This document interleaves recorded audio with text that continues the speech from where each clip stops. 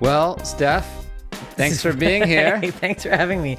I just come on complaining nonstop. That's how I start podcasts. I'm complaining. You were complaining. No, I was saying how lovely your home is. Thank you. Yes, very nice. It's a home. It's in the greater Los Angeles area. Yeah. I will say the specific address is. No, it's nice. No, save that for the Patreon. Yeah, I live in Hollywood, and it's absolutely filthy and gross. Is it really? Right now, my neighbors decided to they moved out and put all their couches and mattresses in front of my house. Okay. And they don't realize you have to call the city to get that removed. So now I have to do this whole situation. We're on hold for hours. It's a whole thing. And homeless people, when there's stuff like that, they live in it. Yeah. So someone left an office chair outside my house for a few days, and a man made it his office. And by office, I mean where he would rub his dick when I went outside to walk my dog. And it became troublesome. It's a day job. Mm-hmm. It became troublesome. So you started comedy in Canada? I did, yes. And then what brought you to America? Initially, I was on hold for an NBC. They were working on a new sketch show. So years ago, Kids in the Hall South? Kids in the Hall, Northeast, Southwest. It was like they were trying to do like a spin-off sketch. I'm not sure exactly. Never happened because here I am right now today sitting in your garage. So but hey, it could have happened. No, this is a hot garage. Yeah, this is a hot Don't garage. knock the garage. There's 2 skateboards in here. We're going to have fun after this. I hope we can. Oh yeah, do you skateboard, kind of? I used to skateboard, yes. Oh, nice. Well, I have a longboard now, and I pulled my calf muscle last year trying to do it again. But yeah, anyways, I was on hold for that. So then I, after that, I kind of came out because I was like, ooh, I'm on hold. Maybe it'll be my big break. And I came out and I had this my first week out here, I had the biggest meeting of my life. I was at the NBC Universal building. I was on the 30th floor. I walk in, it's this long table of all executives and it's a glass thing. And I walk and sit down, they go, there she is. And they all start waving and clapping. And I'm like, what the fuck is going on? I have this mental meeting. They're like, you're the next big thing, blah, blah, like losing their minds. Every one of those people got fired. Oh, that's the Hollywood story. I was like, God damn it. Yeah. Anyways, I'm sure they blow smoke up everyone's ass anyways, but it was just like such a crazy... Yeah. It's like what you see on TV happening. You're like, it is real. Yeah. I was like, this is my big break. And then it was like, no, you're a stupid idiot. Go back and sign up for the open mic at the Ha Ha Hoo Hoo Club and... Is that what you started doing? Picked. I don't know. After that, I moved out here shortly after that whole situation. And then, you kind of start from the bottom. Yeah, you know how it works. Mm-hmm. I started seeing you at some shows in the Valley, and then there weren't that many Canadian comedians that I knew at the time. And I was like, oh, yeah. And I remember you being like super funny, and you talked about being Bulgarian. And then since then, like everything is kind of like, might be a weird question to ask, but it feels like you have everything. Like everyone likes you. You're very funny. Very nice. Like the industry loves you. You get. Do they? I mean, okay. And I say those nice things, because they're true, but also because like, what does someone who has those things but may not be the household name, like, what do you want next? Like, what are those in between steps? What are those in between steps? I mean, I'm having a hard time right now with follower situation. Like, I never want to be the person that whatever, but like, because I have such low followers on my Instagram, clubs aren't booking me. Like low, what is the number? So I have like 12.4 thousand followers. Okay, that's good. Not for clubs. Are you verified? I am verified. Okay. But saying whatever club in Portland or Ohio, whatever, they need me to have a giant following in order for them to know that I can guarantee to sell tickets to their club. Right. So my agents are reaching out, and that's the reply that I'm getting is, you don't have enough followers. So I'm like, okay. I don't know how to get more followers, because as a female comedian, a lot of other very attractive female comedians, much more attractive than me, have much more followers than I do. They post some revealing photos, which do very well, and they don't post even near the amount of content that I do. So I'm pumping out, like during the quarantine, I was almost pumping out a video a day. Like clips? Yeah. Like a stand-up clip or a sketch or something. Yeah. Like I was pumping out like a fucking crazy amount, and my followers weren't moving. I was like, what the fuck am I doing? So that's why, thank God, TikTok came around, because I'm doing well I'm doing fine on TikTok, but the TikTok doesn't transfer over. So I'm just at the point where I'm like, I feel like I'm doing everything. I'm like trying so fucking hard, but I feel like I'm at a point where I'm like, I can't headline these clubs. I'm not getting booked at the clubs out here, really. Like, I don't know if you saw the whole Patton Oswalt. Did you see his tweet the other day about how the clubs aren't booking women out here? I did not see that. Oh, it's a very, very nice tweet. And it's like this whole thing. And then today I screenshotted a comedy club. I'm not going to say the name, but there's one woman on it that I've never heard in my entire life. I'm like, okay, so we're still doing this. We're still not. Do you think it's like a byproduct of, even if they were doing the most perfectly balanced lineups, that now everyone's back and there's even fewer places to perform and fewer slots? Yes, I do get that, but it's like it still shouldn't be one woman on a show. And like at the last 4 shows I've done, I've been the only woman. Like not yesterday. Yesterday, the Canada show, there's 5 women. Yeah. And then I did a show last night and there's 2 of us. But like before that, the last couple, I've been the only girl. I'm like, what year is it again? Like what the heck? Mm-hmm. It is challenging. But there's so many. And the issue is like women. There's so many fucking women who want stage time right now. So it's like I don't know what like, and I get it. And also a lot of them have followers. So it's like I don't know if you want followers. I can give you fucking a name of 15 right now that have more followers than me who crush. So it's like the draw like algorithm or like managing a draw for is so hard. It's like how do you make a show, and then once you have like. If your shows rely on big name comedians as a draw, it's almost like a doing drugs. Yeah. Because you're like, oh, this week it was this person, this week it was this, and then then the audience gets they want more and more of the hard drugs. And I really appreciate the shows that do like secret lineups too, because you're like, come for the show. Come for the show. You know it's going to be a good show. We guarantee it'll be great. Oh, the Don't Tell I did in Austin was unreal. Yeah, Don't Tell is the king of that. Austin show was. I would say I probably had the most fun that show in Austin. I was like, it was a rock climbing gym, and I was like dangling off the wall like a psychopath, and it was very fun. Yeah.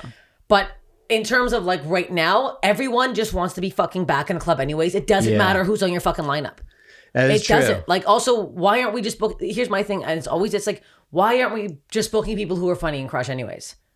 Like my example is Deborah Giovanni is the funniest person in the world, and it's like.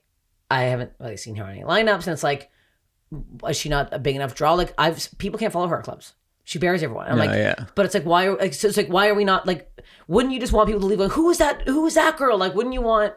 In my opinion, that's like anytime I book a show, I would be like, I want the funniest people. I don't care if they have one follower or whatever. I want the show to be people laughing as hard at every single other person. Because unless they're like on TV, like household name, famous, the people we think they are gonna know, they don't know anyway. No, they don't. Like you say a credit, they're like, you've seen Steph on Billboard's Ringers. Everyone's like, I see people like this. Why? Like no one knows who the fuck I am or what. Like anyways, like we could name like some of our biggest, like most favorite comedians to an audience, and unless they have like a sitcom or something, they generally don't know who they are anyway. No. So if they come and have a great time, Danny Jollis talks about this a lot. He's like, great stand-up begets more great stand-up, but bad stand-up turns people off forever. Like if your first stand-up show you go to as an audience sucks, you might never go. You're like, oh, it is bad. Yeah. But also like, I'm just like, I'm back to this point, like it doesn't right now. I don't think it actually matters what the lineup is, because now that these shows have already built their thing. Like I'm going to shows, people are just happy as fuck to get out. No one's there going to see specifically somebody. Like they're just going to fucking shows right now because they want to get the fuck out. Right. So in many ways, it could be the best time to just book only the funny people. Yes. It seems to be a bit, I don't know if it's a New York thing, but like the big clubs in the East Coast, they tend to just be like, you come to the Cellar and it's going to be great. And that's it. And you go for that. You're not necessarily, they're not even going to tell you when it's like the biggest names are going to be there. They're going to drop in. Yeah, which is, I think that's, I just think, it just sucks that like, you know, people are booking off of like credits or things. I don't know. I keep being like, what happened to just being funny? It's gone. It went away. I feel like I'm like, God damn it. I sometimes wish that I came up in the 80s. Why? Because I feel like, the hair? Or? The hair. We're tying it back. The hair and like, I don't know. I just feel like you wouldn't have to have followers back then. I could have just been my crazy ass self, and maybe it would have been like more beneficial for me or something. I don't know. I'm okay. I'm not complaining. I'm like, I like my career. I'm happy. I just feel like I'm kind of at that point where I'm like, not stagnant, but I'm just kind of like, I'm kind of not stuck, but I'm almost stuck where I'm like, I'm just, you know, I'm doing there's my always own another podcast. rung to get stuck at in this town. Like I'm doing my own podcast, I'm auditioning, I'm acting, I'm doing sketches every fucking day, I'm doing like every show I can do, I'm like kind of touring, but I'm not touring enough. Like it's just like, it's a weird point where it's just like, you know.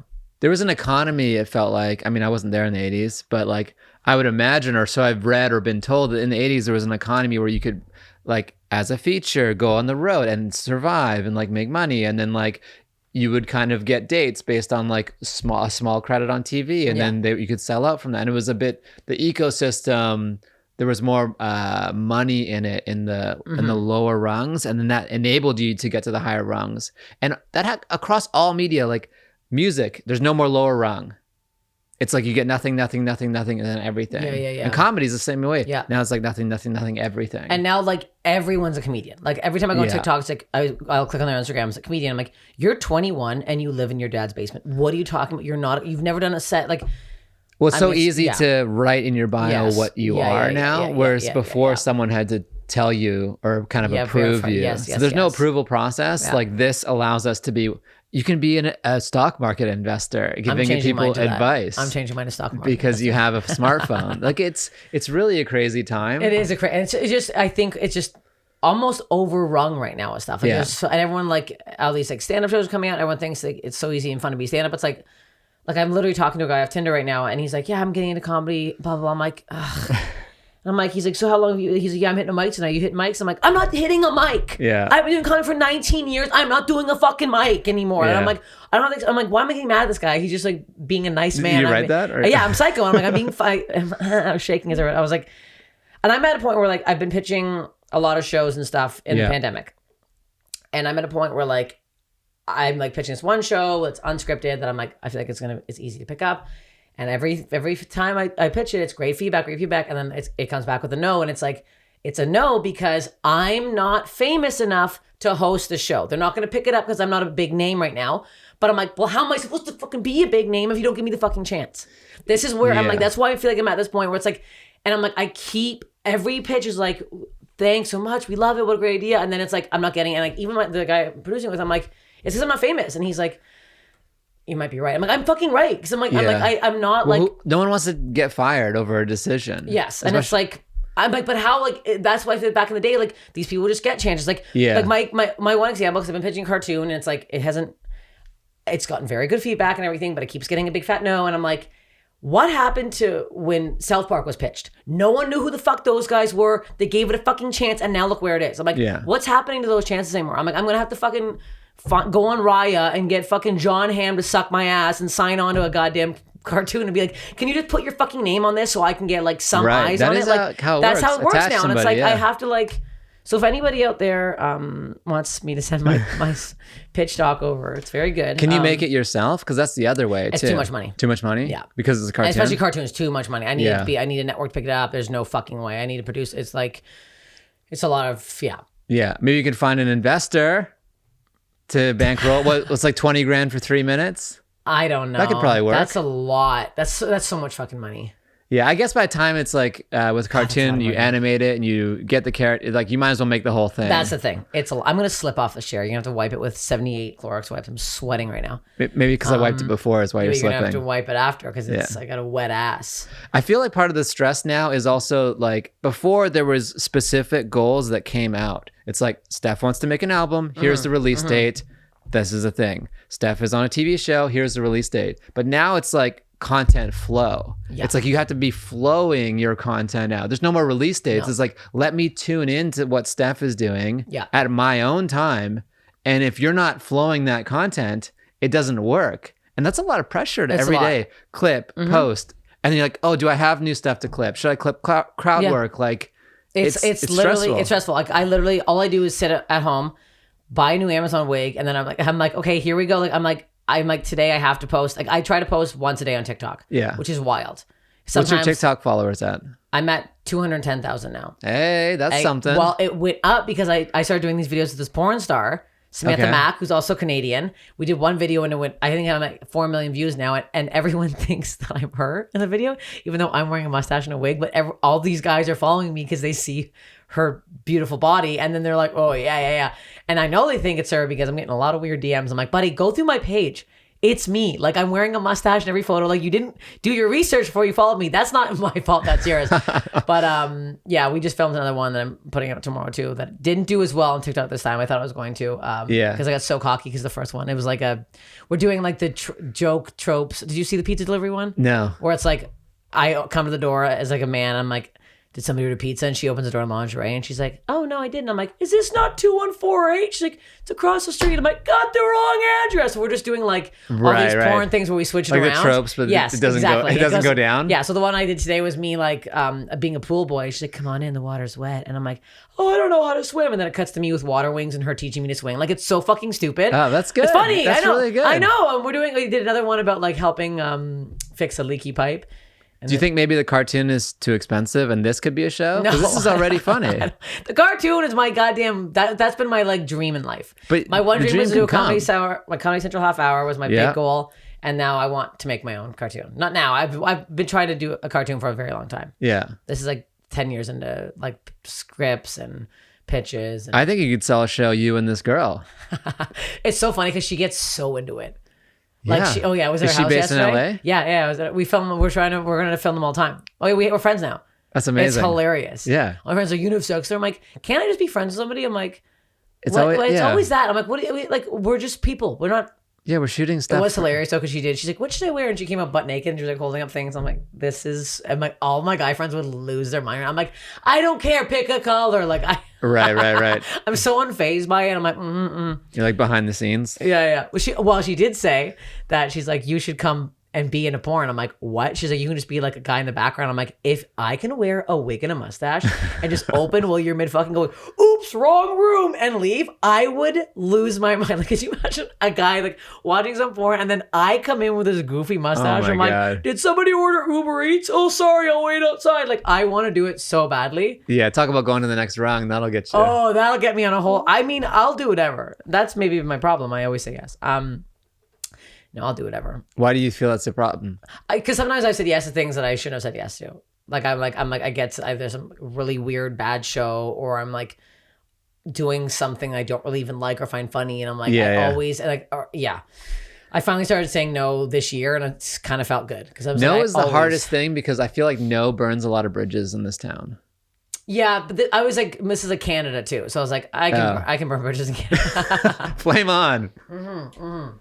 Yeah, because there's like, it's almost better to not answer, especially if it's like if you're getting like weird DMs and stuff. It's better than just be like, no. I've learned my lesson. I gotta stop because I'm like, I don't get a fuck ton of DMs, so I'm like, I'll answer one. So I got one after Austin. This guy was like, blah blah blah. Hey, so you're set, really funny stuff. He's like, I'm a chef. If you're ever back in Austin, let me know. I'm like, oh, I love to eat. Yeah. And then immediately went to, I would do bad things to you in that romper, and I was like, well, that took a turn. And then I stopped talking to him, and he sent me all these weird things. Like, sorry if I was out of line. I was joking and I was crying. I'm like, buddy, you literally went from being a very nice man to immediately saying you're going to do bad things to me. I'm like, what? Like, it was such a strange, and I was like... People don't know how to act. I was like, God damn it. Yeah. I love eating, too. I would love someone to cook for me. Then he offered to send me cookies, and I was like, I can't answer you now because you freaked me out. Well, there's so many times in life, whether it's for business or for friends, you're like, fuck it. And then that can lead to something cool or like, oops. Yeah. And then that person never talks to you again. Yeah. I try to, I want to stop texting. I feel like I've like offended people via text, or just like text that gets out of control. Does it? Yeah. It's too, I don't know. I don't like it. You gotta leave voice memos. I've been leaving lots of voice memos. The voice memo thing. I'm just getting into that because they can hear your tone. It disappears. If you're driving, it's so much easier. Yeah, you can be fun and playful, and people don't get weird. But sometimes people keep it. I'm like, what are you doing with that? Do you ever see that when you send one, it says so-and-so's kept your... No, I don't send them, so... Oh, well, people can keep them. I'm like, well, where are you putting these? Where are you keeping it Just for? sample it and put it into a song. Yeah. I want someone to do that with one of my TikToks. So if anyone's out there... Clip it. Do it. Clip it. What's one thing you invested... What is on this? This is just little stuff in case... Okay. I mean, sometimes... You think there's going to be a dull in my conversation? I can yap. We can do this for 24 hours. I think we're going to go 24 hours. It's just for me. So if I run out of stuff to say, and it also primes me to like, because it is show business focused. So it's like, can I read it to you? Yes, please. You have a Juno nomination. I have a Juno nomination, yes. How was that? It was exciting. Isn't it exciting? Because it's like such a big deal in Canada. Yes, and that's how I got on Wikipedia actually. So now I'm recognized on Wikipedia because it says Juno nominated Steph Tolev. It was exciting, except that I did fly to Vancouver to do a show. Then I was supposed to fly to Saskatoon for the awards. And the second I landed, I opened my phone and they were canceled because of COVID. So it kind of sucked that I didn't get to go. You know, the 1 year I'm nominated, I can't go and actually be at the party and see Rain, whatever his name is, from Our Lady Peace, and like That's so. That funny. was my plan, was to like see Matthew a Canadian. Goodband. I loved Matthew Goodband and I Mother Earth. Are you kidding me? I grew up on this shit. Tragically hip. Oh, rest in peace. Yeah, I would have like literally lost my mind, and I bought these 2 beautiful dresses. Like I spent $250, which is a lot for me. I'm wearing a fucking t-shirt and fucking cut off shorts right now. This sequined long sleeve, beautiful. Haven't worn it. Can't wear it. I know. Amanda something? That's somebody, right? Amanda something. There's a big Canadian artist. These are all the Canadian artists that are like Juno winning. Oh, I don't know who that is. There's a pop star, I think. Sugar Jones, is that a thing still? I don't know. Sugar Ray? Who's Sugar Jones? Remember they made like Canadian Idol and they made like a group? Oh, shit. Barely. Yes. Yeah. Fuck. But yeah, the Juno was cool. And that my parents thought I was cool, but... And then you have an album, and then the economics of albums they're very profitable for comedians if they're done well, especially for Canadians who get that Sirius XM I have radio 4 play. albums. 4 albums. I have 4 albums. I have 2 stand-up and 2 sketch. Yes. Oh, and the sketch albums get played to audio? Yep. So my sketch troupe, Lady Stash, myself and Allison Hogg, I see the mustache theme. There's like a through line. That was started with that. Yes. Yeah. We I'm doing sketch with her for 15 years, maybe 16. We won. XM had their first sketch off competition, and whoever won got to record an album. And was that like the top comic, but for sketch? Kind of, yeah. It was like before, I think, it might even before top comic. It was crazy. It was so long ago. So we recorded an album called So Many Wolves, and it was like all our hit sketches, and it was really great because we worked with XM in Toronto, and they like added like sound effects and everything. So it's like, if you like sketch, you have to like sketch comedy. Yeah, so it's not like listening to stand up. It's a bit different because you're like, it's kind of wild and you're taken into weird scenarios. But then we did one 2 years ago called what's the second one? Oh, Older and Wider. Nice. Hilarious. Then I have 2 stand up albums. And then when you do those, do you set like a title, like a premise, so they know what they're getting into, or you just kind of after the sketches, we put them together. Yeah, okay. Yeah. So after we realized that our second album, Allison was actually pregnant during it, so a lot of it was like about babies and stuff, and like whatever, me being a single loser and her having her whole life together. So we just thought that was funny, and the photo was like me in front and her behind me because she was wildly pregnant, so we could talk about her stomach. But it is interesting. Like audio is such a big part of stand-up's income. Yes. And if it's done well, it can really be profitable. It is pretty much my main source of income. And you just did that show with the Cooties. Yes. That was put on by Drew. And he's works for Sirius, which is Sirius Pandora. Yeah. And he was saying how you can even do singles. Like, and so if there's like a hot topic and you happen to have like an audio joke around that topic, you can release it as a single. It goes into themed comedy playlists. Like you have a weed joke, and then that goes into the weed playlist because it's all algorithmic now. And so that one thing can be released, and that kind of goes back to the flow of content. It doesn't need to be an album anymore. You could be like, or there's an election thing, and you have like a really great election bit. It goes into the election playlist, and now you're churning more streams. I don't hate this. Yeah, this is good to know. Yeah. This is good to know. I'm going to text Drew after this. Yeah, you got to say yes to more things. I say yes to too many things. Yes. Yeah. What's one thing you invested in terms of your career that really paid off? You're like, this is going to be my lane. I'm going to dive into it. And it was the right choice. I think being myself. I was told by several comedy club bookers, 2 in Canada to be exact, that I don't need to be dirty and I'm too dirty and I shouldn't be and it's not going to work for me. And but what year is this? This was probably like 15 years ago. Okay. Yeah. So still like not. Still not. And also like, I know I'm not up there trying to be dirty. If you hang out with me in person, I'm a pervert. Mm-hmm. I'm constantly checking out guys. I'm constantly talking about what the guy's dick looks like. Like I talk like a 19-year-old boy anyways. I'm a fucking pig. So I'm like, I'm not trying to be dirty. I'm not going up there and like whatever. And like, it took me a long time to figure out how to be myself on stage and how to like not be as manic as I used to be, even though I'm still manic. But I think that's my best investment. Also, it's easiest. If I try to be somebody else, I'd be fucked. Like it's like so much easier. Like half the stuff I booked, like acting roles, it's me. hello, Yeah. hi. I'm like, some people write shit for me, and I'm like, yeah. I'll play a wrestler because that's who I am. Like, I don't know what to tell you. Like, so I think I profited the most off myself. But yeah, the last thing I filmed was for the movie show. I don't know if you've seen this. It's like a weird show, Two Puppets on Sci-Fi Channel. Okay. And I was like a female wrestler, and it was like psychotic, and I had so much fun. I'm like, because this is like an extended version of myself. Right. So I've heard you roar before. Yeah. So it's like it's. I think that's helped me the most, just being my own. That makes a lot of sense, especially for acting, because acting has gotten to this weird place where you kind of just need to be yourself in different roles. And it's like the more yourself you are, the more people create stuff for you. Yeah. I literally, everything I've ever booked, I'm like, it's because it's a version of me. People are just going to be, if they want to be famous, which a lot of actors do, let's be honest, they're just going to do something on the smartphone. Yeah. I never wanted to have like crazy fame. My example of fame, I'll say like David Cross. Of course, he's famous. I don't know who that is. Yeah, right. You go into public, there's not paparazzi following David Cross around. There's not a bunch of people running up to him and going, oh my God, David Cross. They're like, is that David Cross? Oh, see you later. Like, that's it. Like someone say, hey, you're great, and walk away. That's Bill Burr.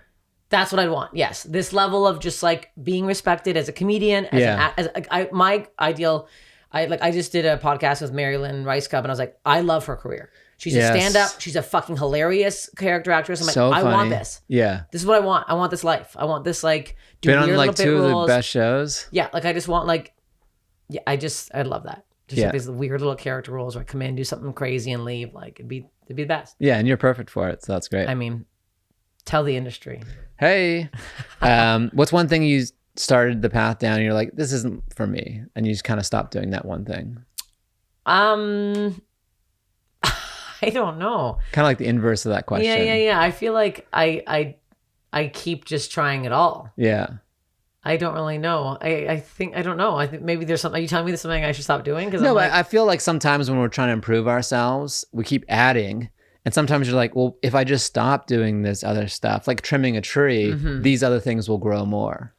I think maybe I was putting a little too much pressure on myself by pumping out a video a day, because that was like stifling my stand-up, because I was like, I wasn't thinking about anything but like, what character am I going to do? It's like anytime I overthink something too, it's not funny anymore. Yeah. Oh, I have to do this today. I have to. Yeah. So and that's why I was noticing a lot of my friends, especially in the pandemic, were like, I'm not funny and forcing it. And then anytime they force something, I'd be like, that's bad. Take that down. That you are forcing it. Like you can see when someone's forcing something. Yeah. And when it comes out like more naturally.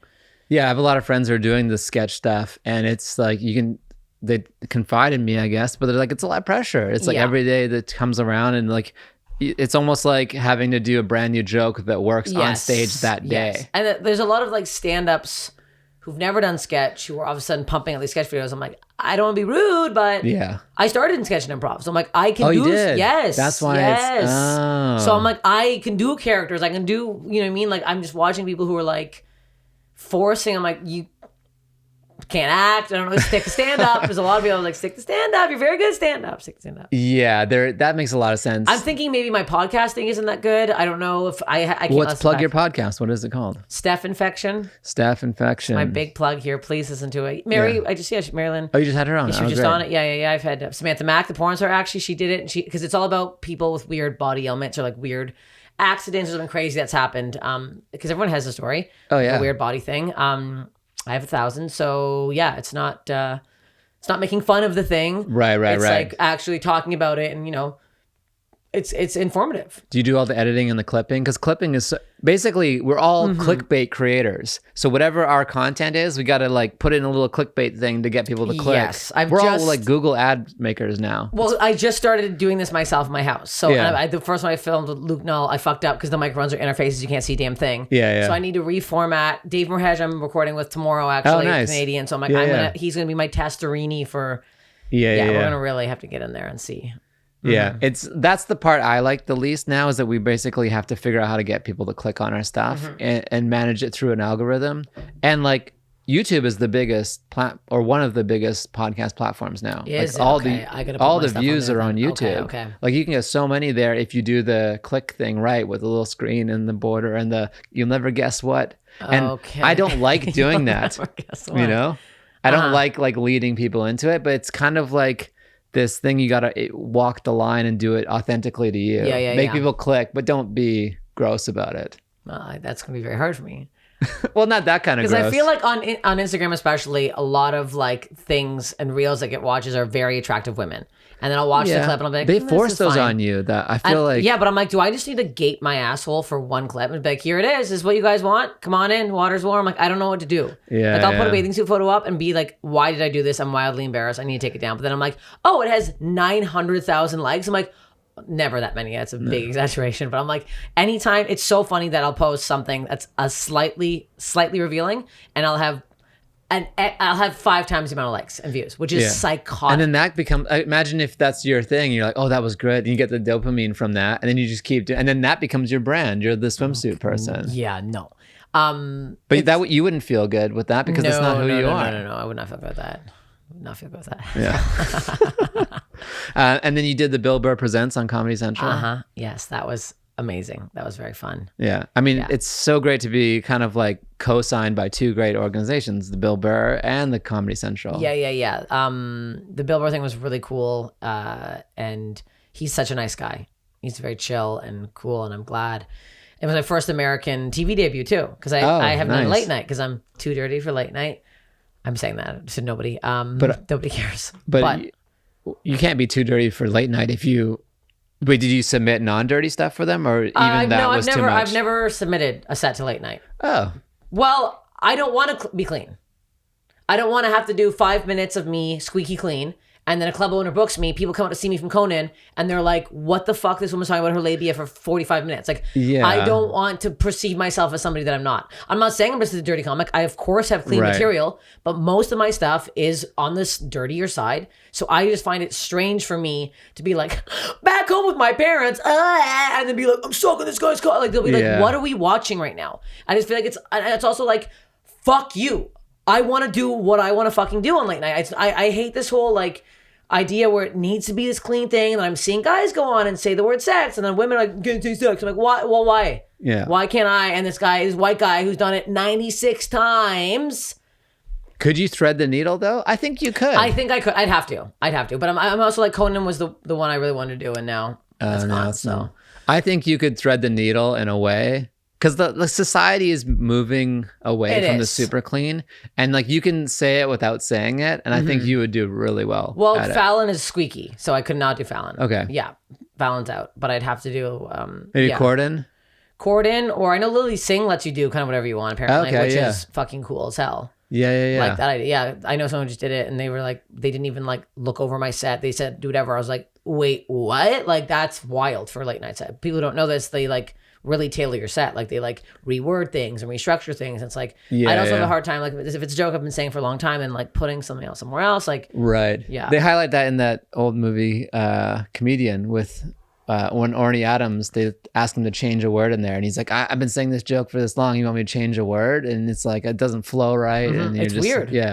It's weird. Even I have some jokes that I was trying to rework because I'm like, I could be better at the end, but I've been saying it for a few months this way, and I have a hard time parting with the part that doesn't work even because I'm like, I'm so used to saying it. In the zone. It becomes like muscle memory almost. Yeah, exactly. Well, I think you could do a killer late night. We usually end with goals, and like, can we force that goal upon you? We can force this goal upon me. I feel like you could do it. You're very talented. You're a great writer, and just thread the needle. And people, I don't think that people will be upset if they come to your show and you do your 45 on labias. Like I think it would be but I think they might be excited. That's what was good about the Bill Burr thing is I could do whatever I wanted. Yeah, and I did, and I was like, and this is me. Yeah. And not a lot of people like it. And I'm kidding.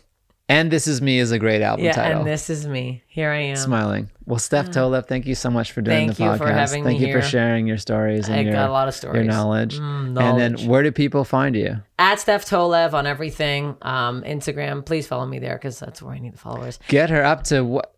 30,000? That'd be great. What is that number for touring? I think 30 to 50 would be ideal. Okay. Yeah. But it's like 30, it's more about fans. It's like 30 to 50 people who will come out. Yes, that's whatever. Also, listen to Steph Infection if you like podcasts. Steph Infection. It's out everywhere. I've had like 10 great guests so far. Yeah. Dave Merhej, great funny guy. Yep. And we'll have you on Latif and Friends soon at the Nightcap in Burbank. I'd love to. Great. Yes. Also heard that you crushed so hard. People have been talking about it for months now. It's very, I did have a very, and then I came back and did an okay set. It was like a new material night, and they were not on board with my new murder joke. But anyways, I forgot about the joke. I gotta bring it back. Anyways, all right. Well, thanks again. Thanks we'll for see you having soon. me. Bye. Bye.